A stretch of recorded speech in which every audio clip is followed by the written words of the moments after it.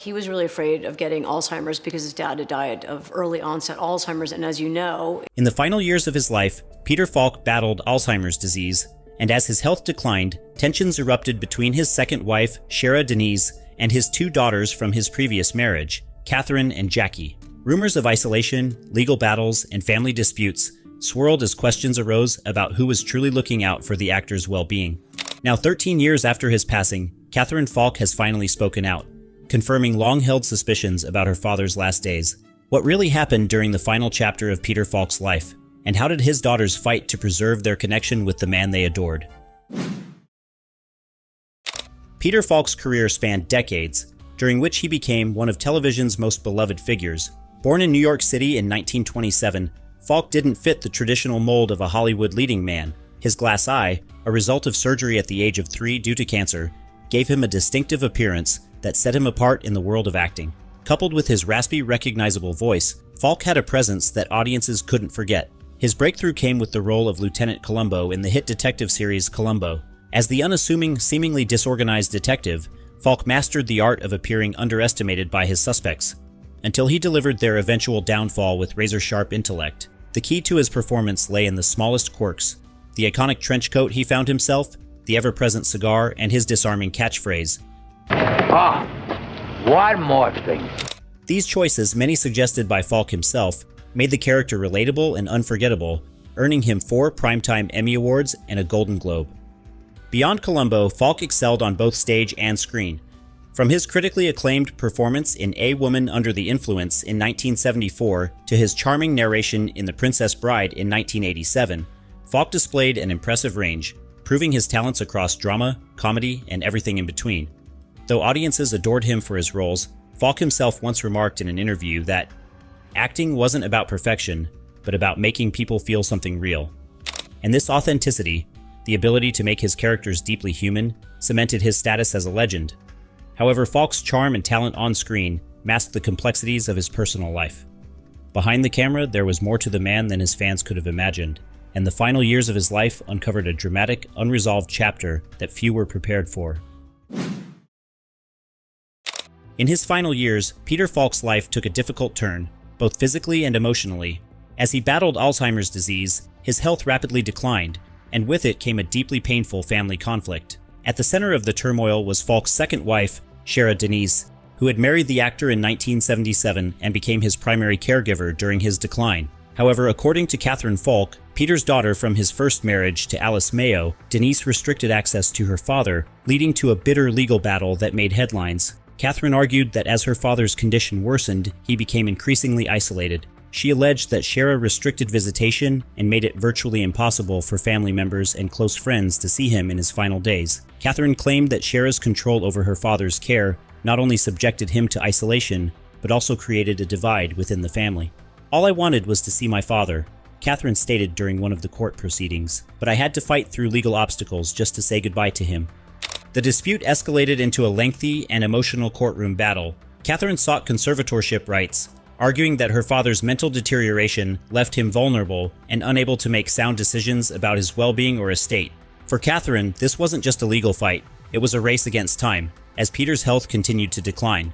The tension between her and Shera brought the family's struggles into the public eye, with court documents detailing Catherine's heartbreak over being kept away from her father. For Catherine, the experience was as much about love as it was about loss.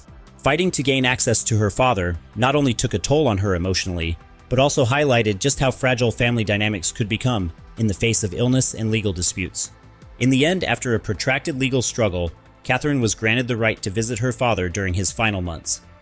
While the time she spent with him was brief, it was, in her words, a moment of peace amidst all the pain.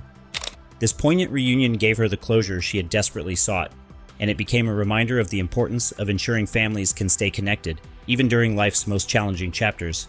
But the scars of this legal battle ran deep, and the events of those years cast a long shadow over Peter Falk's final days, leaving both personal and public questions about the balance between caregiving, family, and control. While Peter Falk's public life revolved around his iconic roles, his private life as a father revealed a playful, deeply human side that many of his fans never got to see. Falk had the kind of humor and imagination that brought magic to ordinary moments, leaving his daughters, Catherine and Jackie, with stories that shaped their memories of him. One such moment took place during a sunny afternoon in Central Park. As the family strolled through the pathways, Falk noticed a street mime performing for the crowd. "Never one to miss an opportunity for some fun," he whispered to the performer, and hatched a plan to surprise his daughters. As the mime remained still like a statue, Falk casually dropped a coin into his hat. Catherine and Jackie leaned in curiously, admiring the statue's stillness, when suddenly the mime sprang to life, mimicking Falk's iconic mannerisms, from his trench coat movements to his exaggerated gestures. The family burst into laughter, pulling nearby onlookers into their moment of joy.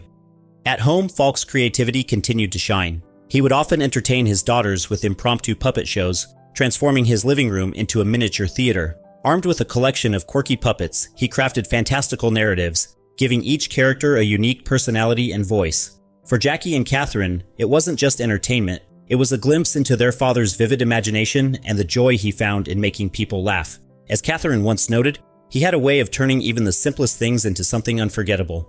These moments provided a stark contrast to the anguish Catherine later described as she fought to see her father in his final days. The man who had brought so much laughter and connection to their lives became increasingly out of reach as Alzheimer's and legal battles took their toll. Yet for Catherine and Jackie, the memories of their father's humor and warmth remained a source of comfort, even amidst the pain of his decline. Peter Falk's ability to infuse love and playfulness into everyday life stood in opposition to the struggles that marked his later years. These stories, shared by his daughters, shed light on the complexity of the man behind the Colombo trench coat, a man who was every bit as imaginative, kind, and, at times, mischievous as the characters he brought to life on screen.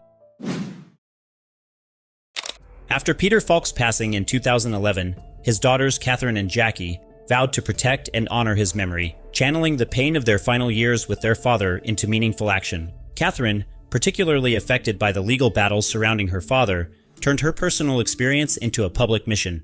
She founded the Catherine Falk Organization, a nonprofit advocating for the rights of adult children to maintain relationships with their aging or incapacitated parents. This movement stemmed from her struggles during her father's final years, where she was forced to fight for visitation rights through lengthy legal proceedings. Rooted in Catherine's story, the organization has pushed for legislative changes in family law, particularly around guardianship and visitation rights. Among its key achievements was the introduction of the Peter Falk Bill, a law passed in several U.S. states aimed at ensuring children can maintain access to their parents, even when disputes over conservatorship arise. Speaking about this initiative in interviews, Catherine explained that the bill was about protecting families from unnecessary legal barriers during some of the most difficult moments in their lives. Beyond advocacy, Falk's daughters have worked to preserve their father's artistic and cultural legacy. As a trained artist himself, Peter Falk's passion for creativity extended beyond the screen, and Catherine and Jackie have organized exhibitions to showcase his artwork, thereby introducing fans to a new side of their father. They've also loaned pieces of his iconic Colombo wardrobe, including his famous trench coat and rumpled suit, for display in museums and events celebrating television history. Jackie once described the importance of these items as symbols of a character that brought so much joy to so many. Through their work, Catherine and Jackie have ensured that the memory of Peter Falk continues to inspire. Whether it's through advocating for families, sharing his artwork with the world, or preserving the iconic legacy of Lieutenant Colombo, the efforts of his daughters reflect both a love for their father and a commitment to making something meaningful out of their personal challenges. For them, honoring Peter Falk isn't just about remembering the past, it's about shaping the future for others who face similar struggles.